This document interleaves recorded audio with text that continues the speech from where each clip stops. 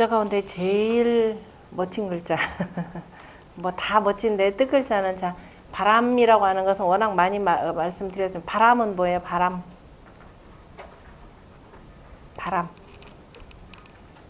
바람은 뭐 기운이죠.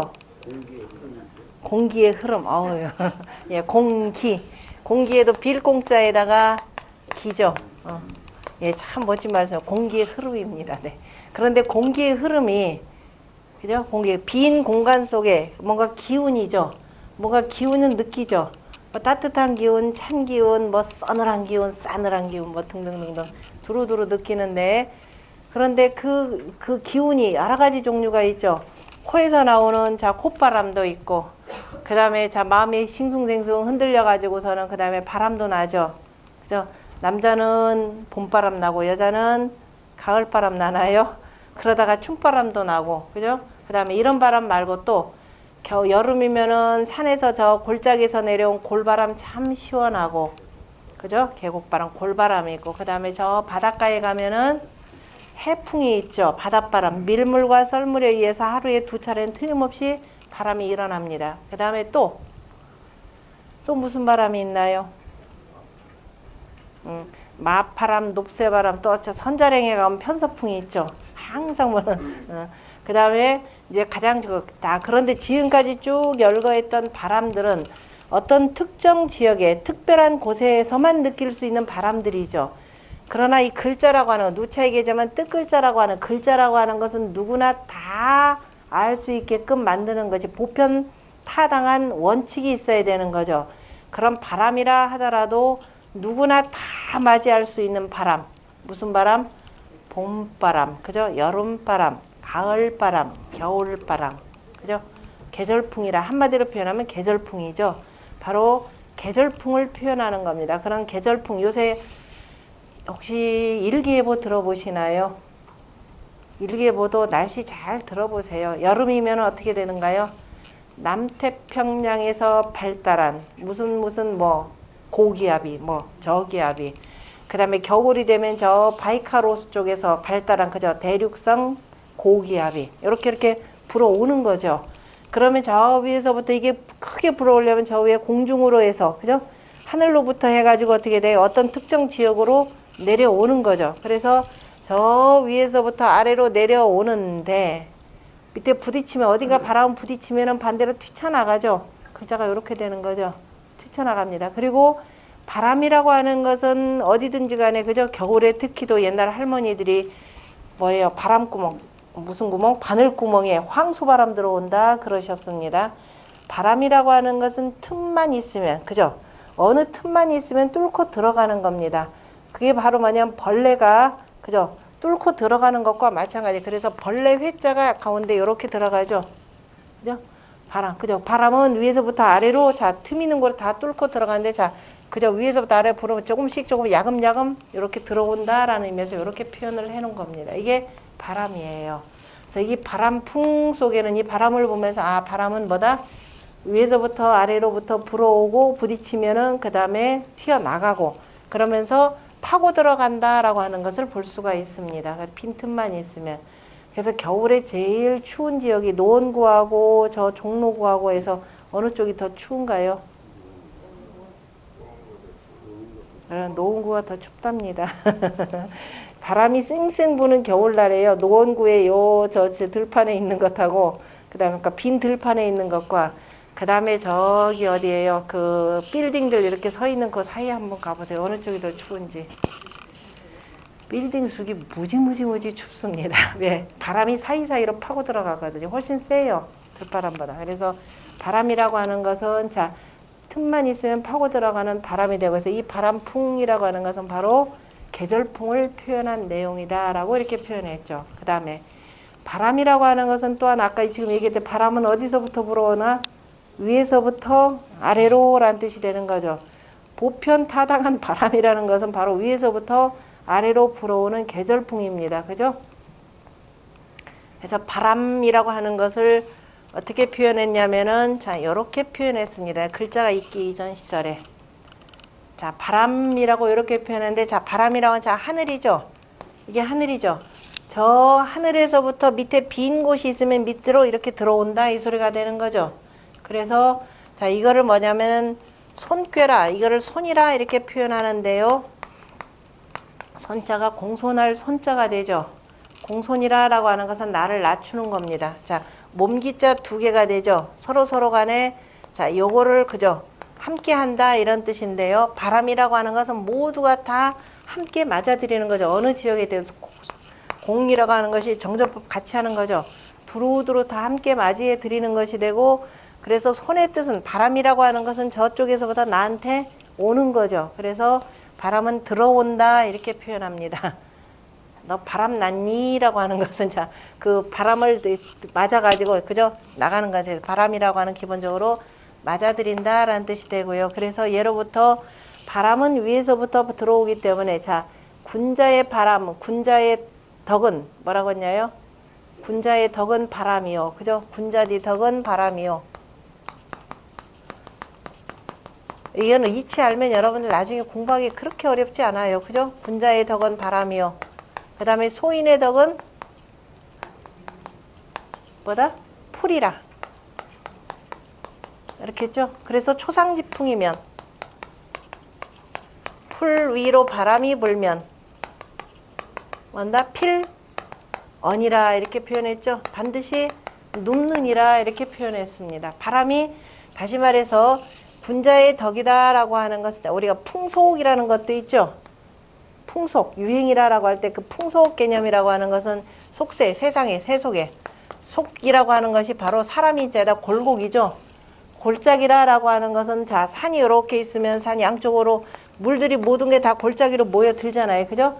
사람들은 모여서 삽니다. 골짜기와 골짜기 사이죠. 산과 산 사이에서 모여서 사는 그래서 세상 사람 사는 곳을 바로 속이라 이렇게 표현하는 거죠. 세속, 속세 뭐 이렇게 표현하는데 그 속으로 그쪽으로 부는 바람이 바로 뭐냐면은 풍속입니다. 다시 말해서 그 지역에서 유행하는 문화 등등을 표현할 때 풍속이라 이렇게 표현하는데요.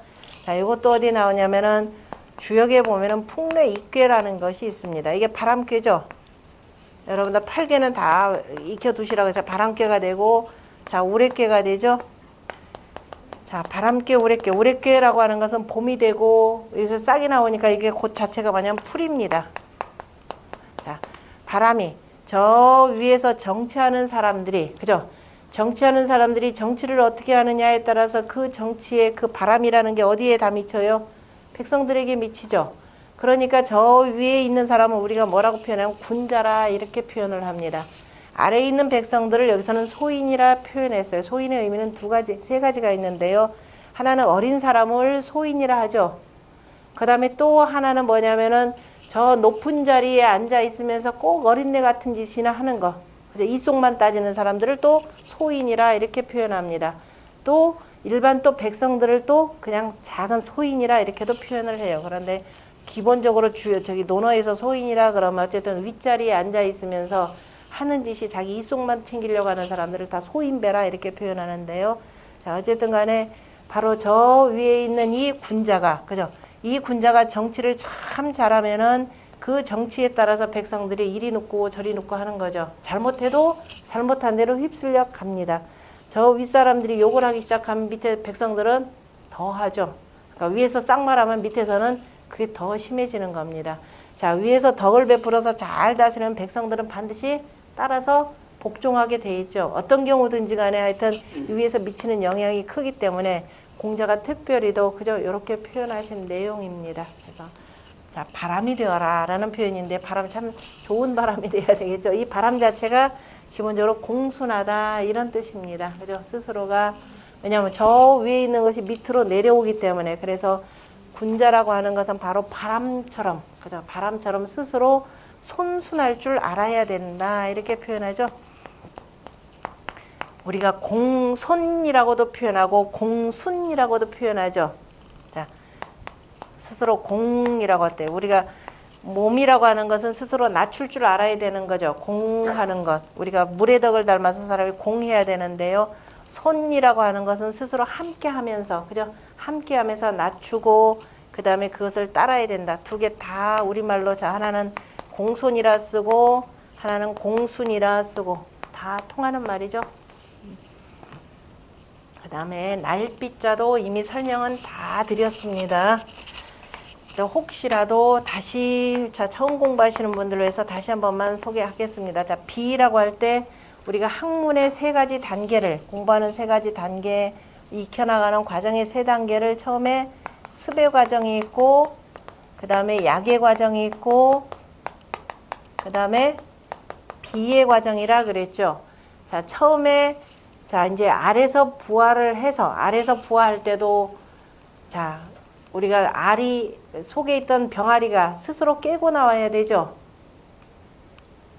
그렇죠. 그런데 그래서 엄마가 속에서 저기 부화를 시켜주는 거죠. 부화라고 할 때 부자가 믿을 부자에다가 알란자가 위에 있죠. 알을 그죠? 알을 그 어미가 이렇게 품어줘야 되는 겁니다. 이렇게 해서 잘 품어줘야 얘가 이제 나오게 되는데 믿는 거죠. 그래서 믿을 부자의 부라고 할 때 바로 어미새가 자기 그 품에 품고 있으면서 발로 새 알을 이렇게 굴리는 모습이 되겠죠. 이렇게 믿을 부자가 되는데 그렇게 해서 이 알을 품고 있는 모습이 됩니다. 품고서 있다가 일정 시간이 되면은 속에서 뭐예요?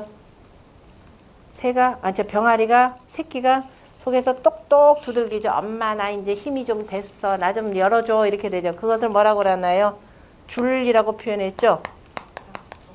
그죠? 속에 있는 병아리가 톡톡 두들깁니다. 그랬더니 엄마가 알았다. 이제 네가 나올 만한 힘이 된 모양이구나. 그래서 엄마가 바깥에서 탁 하고 뚫어주는 거죠. 줄탁. 이것이 동시에 일어나야 됩니다.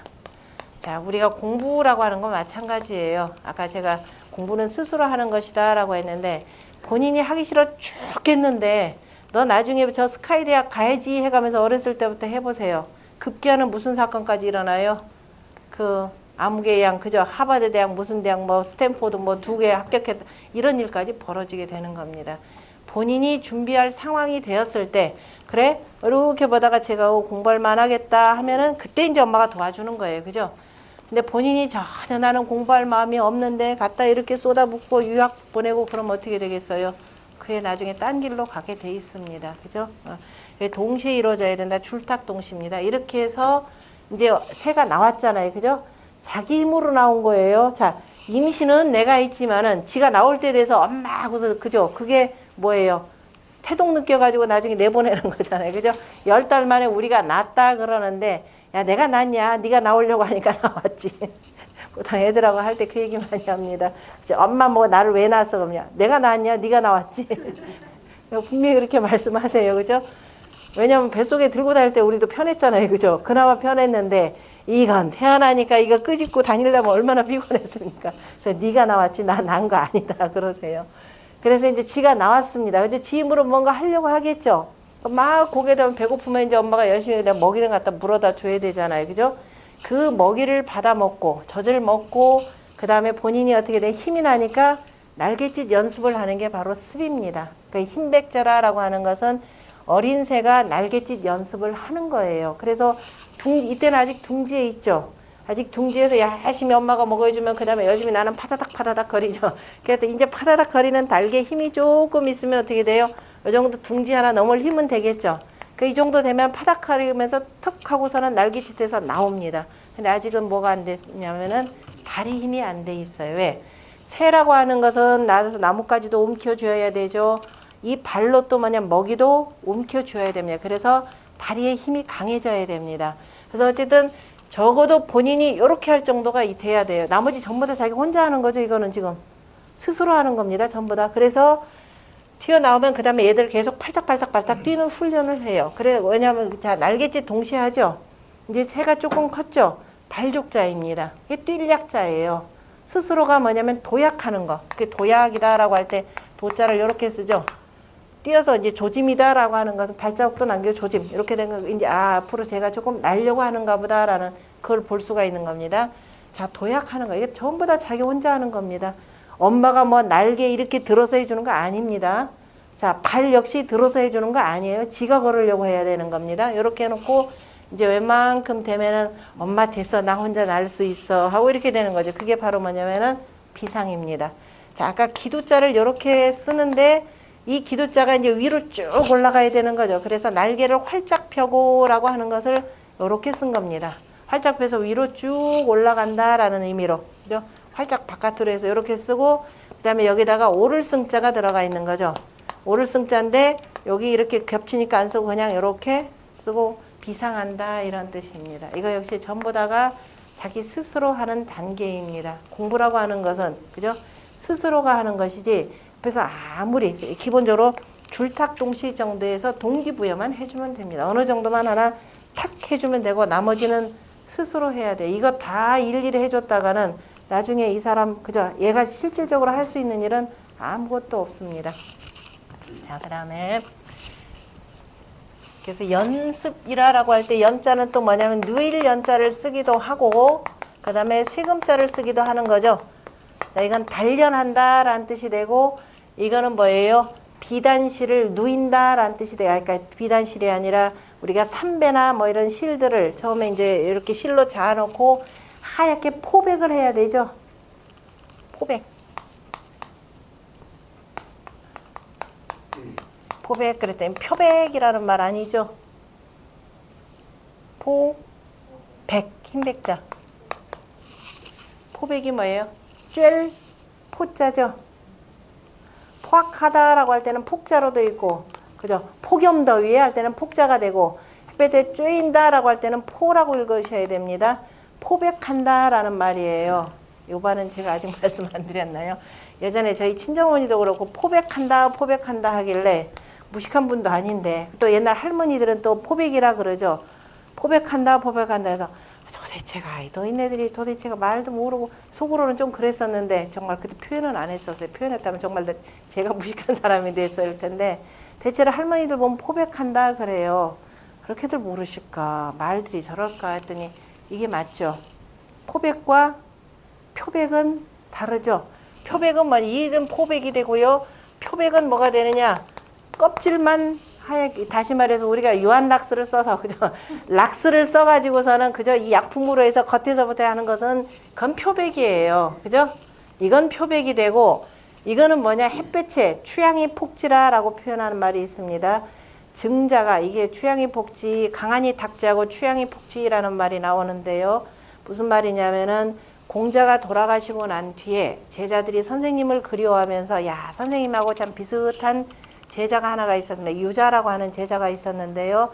제자들이 유자를 우리 선생님 대신에 모시자라고 얘기를 했습니다. 그때 강력하게 반대한 사람이 누구냐면 이름하여서 대학을 지었다는 증자입니다. 증자가 뭐라고 하느냐, 자, 강한이 탁지하고 저 강수와 한수의 깨끗한 물에 저 옷을 빤 것과 같고, 그 다음에 추양, 가을볕이죠. 가을볕에 쬐는 듯이 뽀얗다 이 소리예요. 선생님처럼 저렇게 깨끗하고 훌륭하신 분이 없다 라고 표현할 때 포자입니다. 그래서 포백이다 라고 하는 것은 가을 햇볕에, 그죠? 이 삼이나, 그죠? 삼실이나 삼실 같은 약간 누리끼리 하잖아요. 그죠? 면실 같은 거 처음에 하면 누리끼리 합니다. 이것을 가을 햇볕에 쬐면 어떻게 돼요? 뽀얘지는 거죠. 여러분들 면옷은 그 햇볕에 말리면 말릴수록 어떻게 돼요? 빨아서 말리면 말릴수록 누래져요. 누래지면 그 전부 다 합성섬유입니다. 자, 우리가 순수한 천연섬유는, 자, 면이나 삼 같은 경우는 천연섬유는 그 누렇게 생긴 특히 삼배 옷들이 있잖아요. 빨아서 햇볕에 쬐면 쬐일수록 포해집니다. 근데 만약에 누래졌다, 그 전부 다 합성섬유고, 그죠? 아무리 뽀얀 거라도 합성섬유들은 가서 쬐면 쬐일수록 누렇게 돼 나중에 지저분해져서 갖다 버려야 됩니다. 우리는 뽀얘졌다가 나중에 떨어져서 버려야 되는 거죠. 그게 바로 포백입니다. 그러니까 포백과 표백은 천양지차라는 거 잘 명심하시고요. 자, 그 다음에 밥식자. 밥식, 먹을 식도 되고, 먹인다라고 할 때는 사가 되고, 밥이라라는 말 할 때는 사가 됩니다. 이를테면은 단사표음이라라고 하는 공자의 제자 가운데 누구냐면 안현이라라고 하는 그 제자가 있었죠. 안현은 아무리 가난한 저 제루왕, 요즘 말로 표현하자면 저 달동네, 그죠? 그 이른바 빈민가에 살고 해도, 그 다음에 단사, 그 표주박물에 단사표음, 표주박이 난다. 단사 그러면은 도시락밥이죠. 도시락밥도 그냥 도시락이 아니라 대나무 밥그릇, 대나무 밥그릇 아니 원래 댄잎이나 그죠? 요런 데다가 대그릇에 그 밥과 그 다음에 표주박에 제가 표주박의 표자가 요거 아니고 과호자에다가 박호자에다가 하여튼 단사 표음 그런데 그 표주박에다가 그죠? 바가지에다가 물 한 잔을 떠먹으면서도 그 낙제 기중이라 즐거움이 그 속에 있었다 이렇게 표현해 불객이락이라 불객이락이라 해서 그 즐거움을 고치지 않았다라고 했는데요. 그 즐거움이다라고 하는 것은 낙천지명이죠. 학문의 즐거움. 그죠? 낙천 학문의 즐거움을 고치지 않았다 그랬는데 이때 단사라고 표현합니다. 일단 밥사가 되고요. 그 다음에 맹자에 보면 다른 사람을 다스리는 사람 그걸 치인이라 그러죠. 위정자. 치인은 자 이렇게 표현합니다. 인하고 그 다음에 이는 이렇게 표현하죠. 어떻게 읽을 건가요? 치인은 식어인하고 식이는 이렇게 되면 사람을 먹는 것이 되는 거죠. 이때는 먹일 사로 있습니다. 자, 위정자는 다시 말해서 요즘 말하면 공무원들, 정치인들이죠. 이 사람들은 사람들에게 먹임을 당하고 다시 말해서 백성들이 내는 세금을 가지고 먹고 산다 이 소리죠. 그 다음에 사인, 다른 사람을 먹여주는 사람. 그러니까 다시 말해서 농부가 되겠죠. 다른 사람을 먹여주는 농부, 요즘에 노동자가 되겠죠. 이 사람들은 치어인, 다른 사람에게서 다스려지고 이런 뜻입니다. 이때 먹인다라고 할 때도 역시 사로 읽습니다. 그 다음에 먹는다, 밥식 할 때, 밥으로 할 때도 식이라고 하고 하여튼 모든 먹는 것은 기본적으로 식이라고 이렇게 표현하는데요. 자, 사람에게 제일 좋은 거죠. 사람 인자에다가 좋을 양자입니다. 금강산도 식후경이요. 그 다음에 우리 조금 더 공부하면 이제 홍범에 보면은 정체의 8가지 덕목인데 그 중에서도 일활식입니다. 첫 번째가 먹는 거예요. 다시 말해서 정치라고 하는 것은 백성들의 먹을거리 문제를 제일 먼저 해결해 주는 것이 되고 단순히 먹는 것 문제냐? 그러면은 지난번 뭐 북한처럼 급식해 주면 되느냐? 두 번째가 뭐냐면은 사람이 위기 상황에 대비해서 항상 저축된 게 있어야 되겠죠. 그죠? 항상 이렇게 뭔가 급하게 돈으로 바꿔 쓸 수 있는 것들이 있습니다. 그래서 일활식이요. 두 번째가 이활화입니다. 그래서 식화죠. 식화가 우선이 돼야 됩니다. 그래서 옛날에 한서다 이런 데 보면 한나라 때 역사책이다 보면 기본적으로 식화지라는 게 있죠. 식화지라고 하는 것은 백성들의 경제 문제를 어떻게 했다라고 하는 것이 나오는 겁니다. 식화가 되고 이렇게 기본적으로 먹는 문제를 해결해 주고 그 다음에 안정적으로 해주고 난 뒤에 그 다음에 뭐를 찾는다? 우리가 그리고 나서 예절 따져야 되겠죠. 그래서 세 번째가 제사가 이렇게 나오는 겁니다. 순서가. 그러니까 그만큼 먹는 것이 가장 중요하다. 사람들에게 제일 좋은 것이 뭐다? 먹는 거더라. 얘나 쟤나 먹는 문제는 오죽하 얼마나 좋으면 그래 살 뺀다 하는데도 그래 너 뭐 먹고 뺐니? 이렇게 하겠어요. 그러니까 살 빼려고 하더라도 굶주리려고 해도 어떻게 돼요? 굶는 거는 못 참겠다 이 소리겠죠. 자, 그 다음에 머리 숫자. 머리 숫자도 아까 했죠? 머리 숫자인데요. 머리라는 뜻도 되고 으뜸 또는 첫 번째라는 뜻이 되겠죠. 역시 자 이렇게 있고 요거는 자 머리 털까지를 표현한 거죠. 머리카락까지 표현한 머리를 표현하고 거기에다 그 중에서 중요한 것이 코다라는 뜻으로 쓰입니다. 자 으뜸이라는 뜻인데요. 그런데 도라고 할 때 이렇게 쓰는 이유가 뭘까요? 머리로 해석하는 건가요? 머리가 가요? 자, 쉬엄쉬엄 갈착 해가지고서는 자, 도라고 할 때 머리라고 하는 개념은 자, 스스로라고 하는데 이거 자체가 뭐냐면 일생이법 개념으로도 이렇게 표현합니다. 그죠? 하나에서 둘이 나오고 태극에서 양이 나오고 음이 나오고 사상으로 나오고 그래서 자연스럽게 가는 것이 바로 도가 되는 거죠. 길이라고 하는 것도 처음에 시작하는 한 길에서 가다가 갈래길이 있고 계속 나눠지는 데서 바로 길 개념이 되고 그다음 거기서 일생이법의 개념으로 해서 바로 뭐가 된다? 바로 도의 개념으로 표현하기도 합니다. 도라고 하는 그래서 자연스럽게 난 길 이런 의미고요. 향기 아까 했죠? 밥향이라고 하는 거. 그 다음에 십팩 나머지야 뭐 이제 거의 말 맞잖아. 말마 그 다음에 쭉 봐서 이게 11역에 있는 고기여나 세조, 사슴록 다 이런 것들은 자, 그 생긴 모양들을 그대로 본뜬 상형 문자에 해당됩니다. 그대로 본뜬 게 아니라 전부 다가 음양보호에 기초해서 떴다 그랬죠.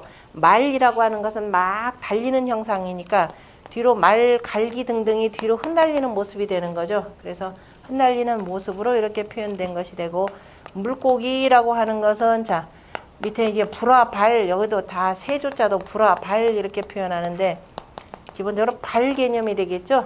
여기는 물고기 같은 건 지느러미 개념이 되고, 새 같은 경우도 발 개념이 되고, 그 다음에 사슴 같은 경우는 특별하게 이렇게 돼 사슴이 이제 앉아있는 모양에서 이렇게 표현한 것으로 보시면 됩니다.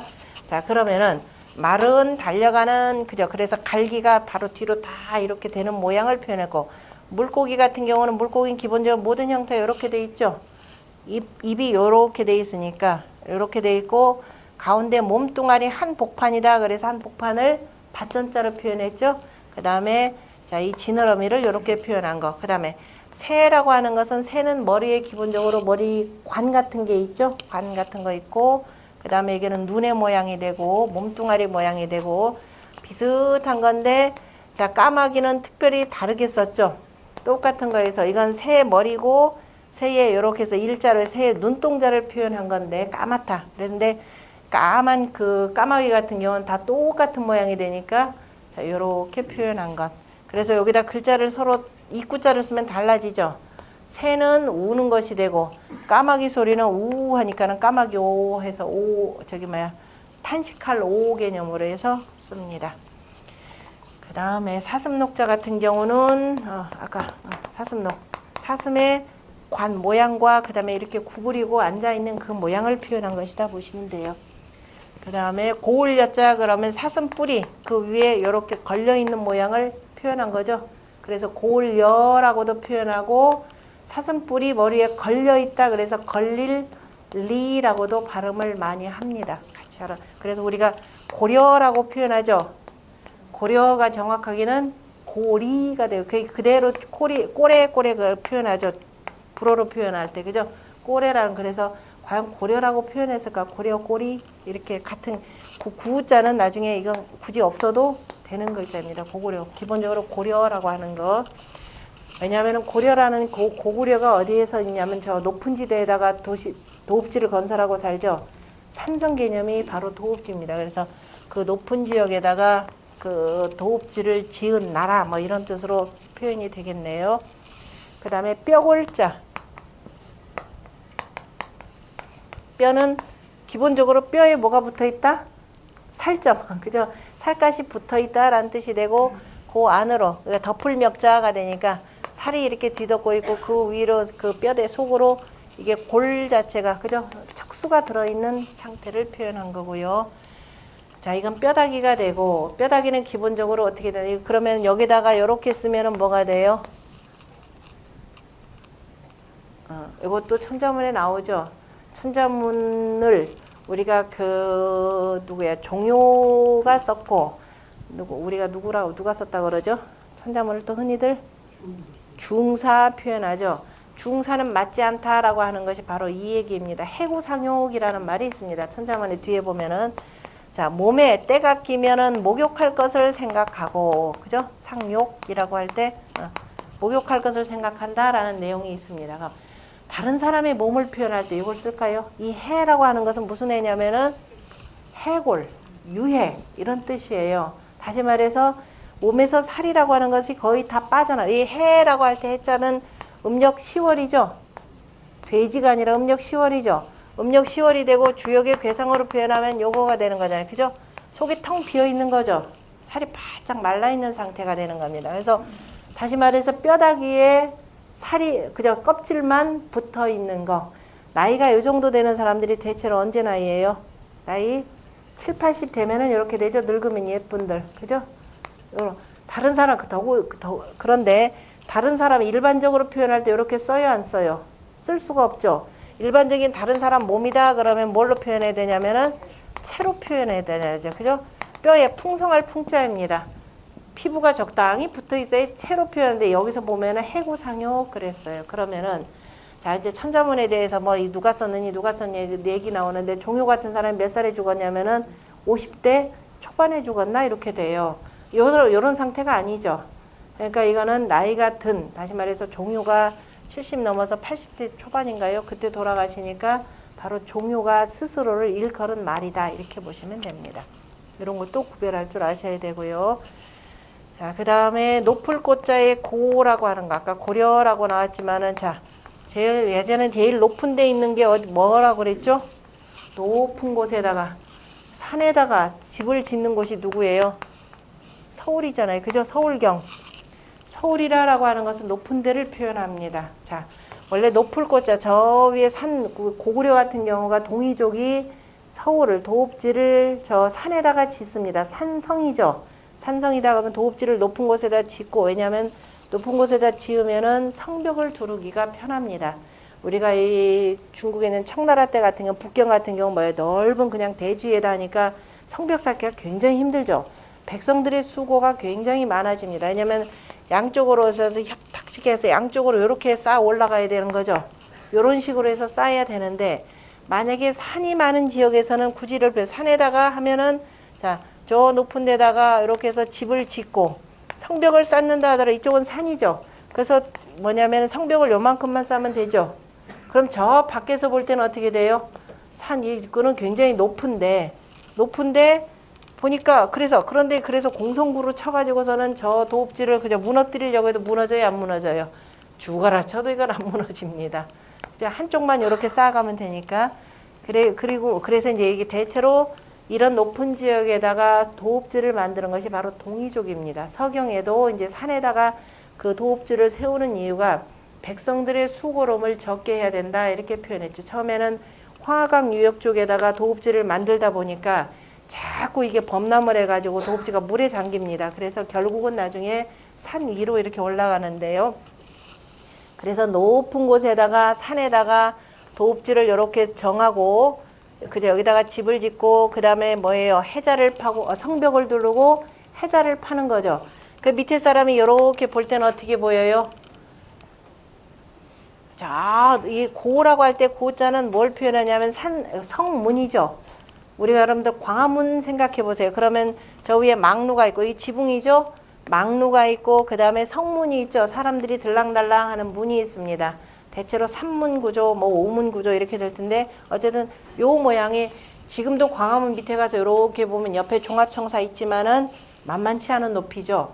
굉장히 높다라고 할 때 높은 것은 자, 궁궐의 성문을 표현한 겁니다.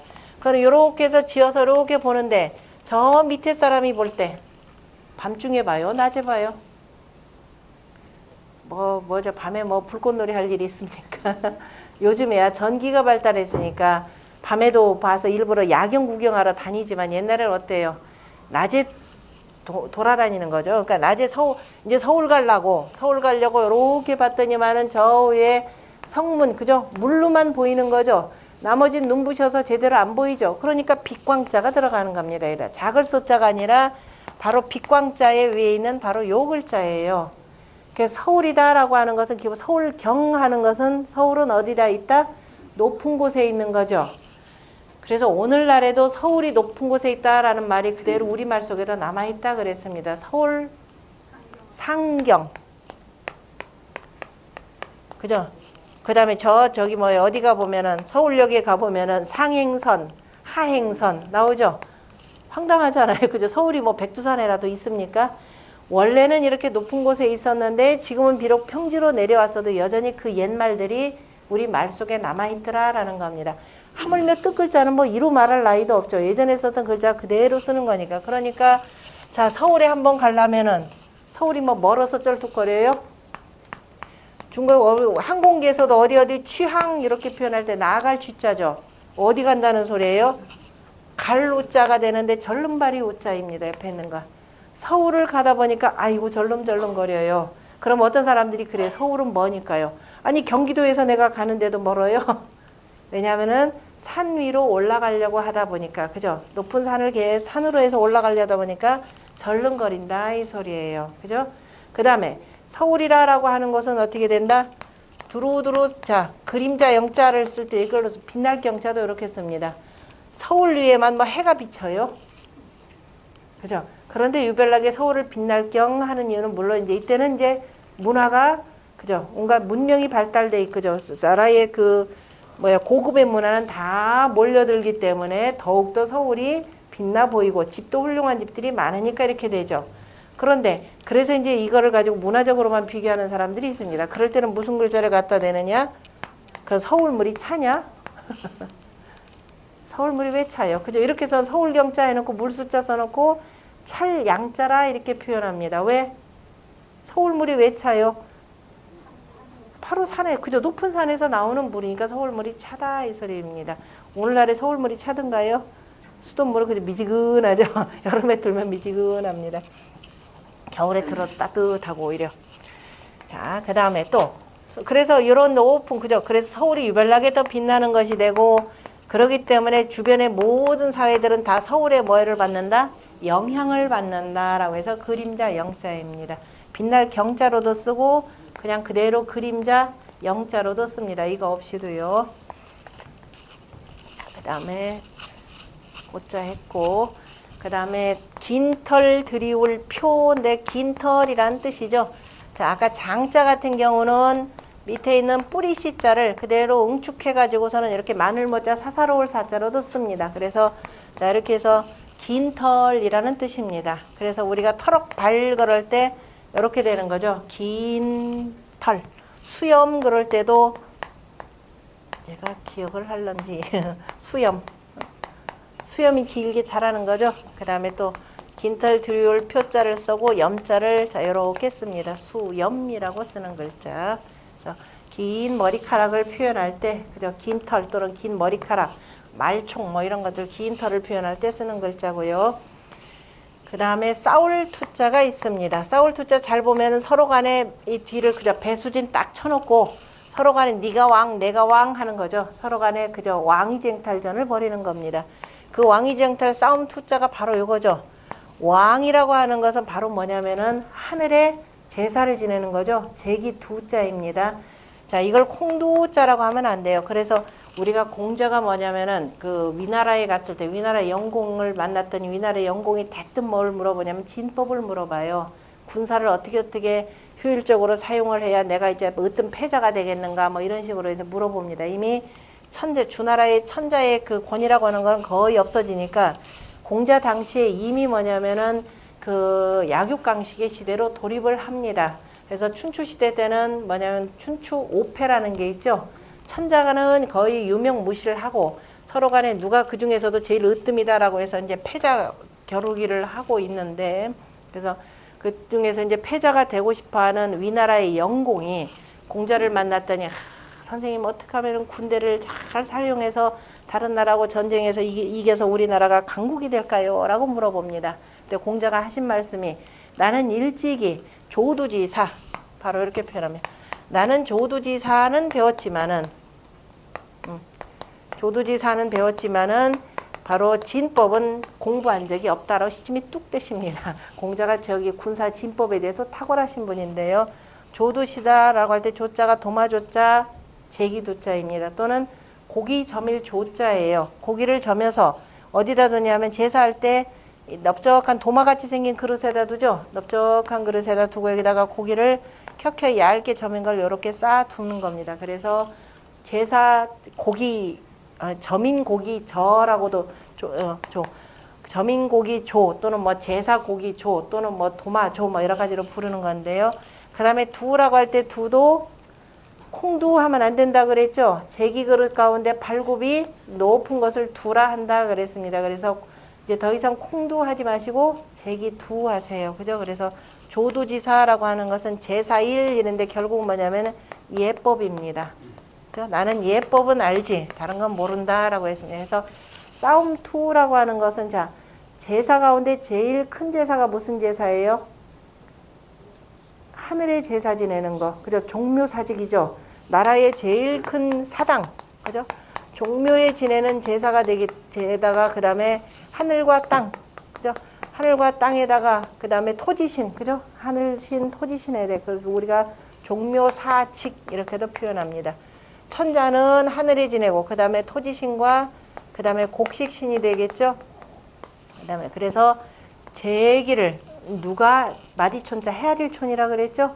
이 제기 그 제사 지내는 일을 누가 맡아서 하느냐라는 걸 가지고 서로 간에 다툰다 이 소리입니다. 그러니까 왕이 두 사람일 수가 없죠. 그래서 누가 그 중에서 다툰다. 이 싸움이다라고 하는 것은 이른바 왕위쟁탈전을 표현하는 겁니다. 이게 싸움 투자가 되고 기본적으로 이제 여기다 이제 이것저것 넣어서 글자를 만들어 쓰는 겁니다. 기본적으로 싸움이다라고 하는 것은 뭐예요? 내가 으뜸이 되고자 하는 싸움이다라는 것이 되죠. 그 다음에 창자. 무슨 어디서부터 하면 동남서북 이렇게 돼야 되겠죠. 동남서북. 무슨 글자예요? 쌀미자죠. 쌀이 자 이른바 고두밥을 해가지고 그릇 속에다 담았죠. 물 넣고 그 다음에 뭐죠? 엿기름 해서 고두밥 해가지고 삭히는 과정입니다. 쌀이 둥둥 떠 있는 모양이에요. 그걸 나중에 자 용수를 쫙 집어넣어서 이제 맑은 물만 뜨는 거죠. 그 숟가락 시자를 이렇게 씁니다. 그래서 이것이 바로 뭐냐면은 자 이 술을 왜 담아요? 어우 확실하지. 그죠? 술을 그냥 마시기 위해서가 아니라 그죠? 마시기에 앞서서 먼저 제사부터 지내는 거죠. 항상 우리가 핵곡식을 하거나 뭘 하면은 제사를 지내기 위해서 만드는 겁니다. 그러면은 술 가운데서도 제사를 지내게 하려면 먼저 신을 불러야 되는 거죠. 신이여 저 위에 올라가신 신께서 내려오시기를 그저 기다리면서 그 강신주 신이 우리가 제사 지내는 이곳에 강림하기를 기다리면서 바로 저 땅에다가도 술을 붓는 겁니다. 그러면은 술이라고 하는 것은 향이 있어야 되는 거죠. 향이 있죠. 향이 있어서 하늘로 올라가서 신을 부르고 저 땅속으로 들어가는 그저 백도 불러가지고서는 이렇게 부르는 겁니다. 그래서 자 하늘과 땅을 닮게 그죠. 하늘과 땅의 두 기운을 다 그저 응축해가지고 만든 술이 바로 뭐냐면 바로 이 술입니다. 그것이 바로 울창주라고 하는 거죠. 울창주의 울자는 바로 빽빽할 울자를 씁니다. 항아리를 이렇게 잘 깊은 곳에다 보관을 하는 거죠. 그 속에 보면은 이런 그릇이 이렇게 울자가 되는 거죠. 울창주 이렇게 되는 겁니다. 그럼 울창주는 뭐냐? 울창주는 뭐냐면은 자 울금이라는 게 있죠. 울금과 그 다음에 또 뭐예요? 기장과 당연히 누룩, 물 여기 있어야 되죠. 이건 뭐 당연한 거니까. 자 울금이라고 하는 것은 뭐냐면은 자 이 인도로 가면은 강황이에요. 그죠?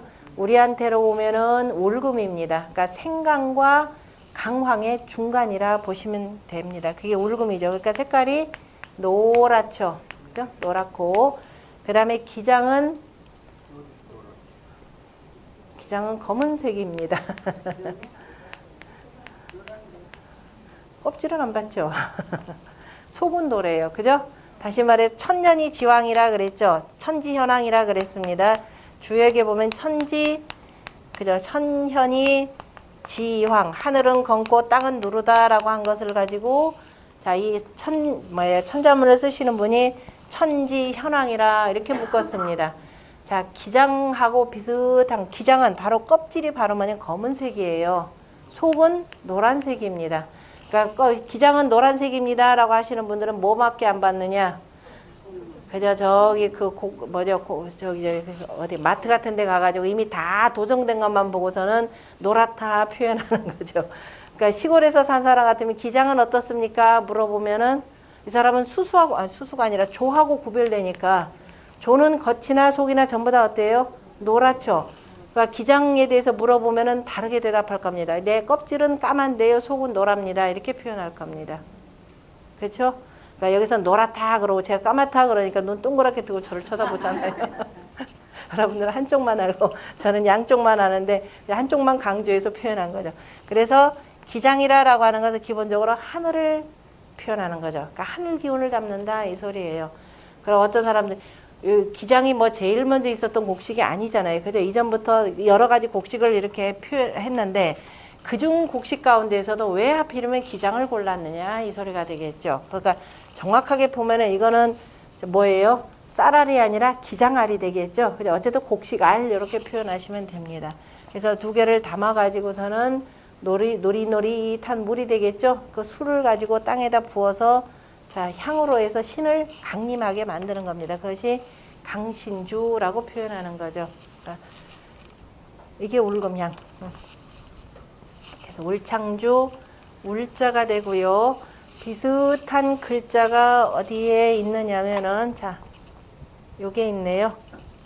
저기에도 보면은, 이때는 요것도 똑같이 요렇게 돼 있죠. 요렇게 표현하는 게 당구장입니까? 당구장 표시. 당구장 표시가 아니라 어쨌든 쌀알이 되고, 쌀알은 또 뭐냐면 반짝반짝하죠. 처음에 우리가 특히 핵곡식 막 도정을 하면 거의 투명할 정도로 반짝반짝합니다. 그래서 요 빛이는 자, 여기서는 어쨌든 곡식알이 둥둥, 특히 또 여기서는 기장알이 되겠죠. 곡식알이 둥둥 떠 있는 모습을 표현할 것이요. 여기서는 반짝반짝 빛난다라고 보시면 됩니다. 저 당구장에 가면 당구장 표시 이렇게 보시면 되고요. 자, 그런데 이게 소금이에요.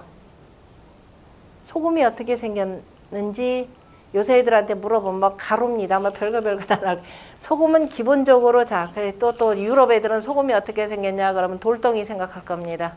요즘에 저기 그 찜질방에 나오는 그죠? 소금방이라고 하는 건 전부 다 암염들이에요.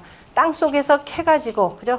암반들 그 소금 암반들을 캐가지고 하는 것이 전부 다 암염이고 이 황하문명권에서는 저 중국도 저 서쪽 지역은 암염을 캐지만은 우리 같은 경우는 전부 다 어디냐면 황하문명권의 이 유역은 전부 다 무슨 소금? 그죠? 미네랄이 많다라고 하는 이른바 바다소금입니다. 염전에서 그죠? 그 예? 천일염이라고 하는 거. 어제 전부 다가 염전에서 바닷물을 막아가지고 그거를 말려서 하는 겁니다. 그래서 이제 말린 거 득득 긋게 되는 거죠. 요새는 뭐 방법도 하도. 그럼 딱딱 긁어놓고 보면은 그 소금이. 그러니까 이를테면 김장 때 우리 쓰는 그 소금입니다. 그죠? 어떻게 생겼느냐면은 정육면체예요. 보셨나요? 안 보셨나요? 안 보셨으면은 저 김장소금 간수 다 뺀가면 딱 먹어보세요. 딱 정확하게 정육면체들입니다. 요거를 글자 이렇게 표현한 거예요. 그럼 이렇게 되겠죠? 참 요렇게만 쓰면 또 됐을 텐데 뜻글자는 뭐냐? 사용법까지 다 들어가 있어요. 어떻게 쓰느냐? 중요한 거다. 그죠? 사람들이 어떻게 이용하느냐까지를 다 담아놓은 거죠. 요렇게 하였습니다. 전복자. 전복이라는 중을 잡는다라는 거였죠. 어느 한쪽으로 치우치지 않게. 소금이라고 하는 것은 정육면체의 모양인데 그러면서 모양이면서 반짝반짝 빛나고 그죠? 반짝반짝 빛나면서 모든 맛들을 어떻게 된다? 그죠? 조절해 준다 이 소리가 되는 거죠. 조절해 주는 것이 소금입니다. 이게 소금 노자예요. 그러한 소금은 뭐다? 모든 음식에 다 들어간다. 그래서 이거는 뭐예요? 그래서 들어가면은 다 뭐진다? 짜진다. 그래서 이건 짜다라는 뜻입니다. 짤 함자죠. 우리가 북방수의 물의 맛을 함이라 이렇게 표현했죠. 그래서 다 느끼게 해준다 이런 뜻이 되겠죠. 제 말이 믿기 어렵거들랑요. 반드시 가서 소금 한번 찾아보시고요. 이게 더욱더 확실하게 보여줄 수 있는 거. 요즘에 참 세상이 좋아져가지고 인터넷에도 소금의 결정체 해서 한번 쳐놓으세요. 정말 반짝반짝 할 겁니다. 투명하게. 오늘은 여기까지 하고 나머지 다음 시간에 빠진 요 글자들 하고 다음 시간에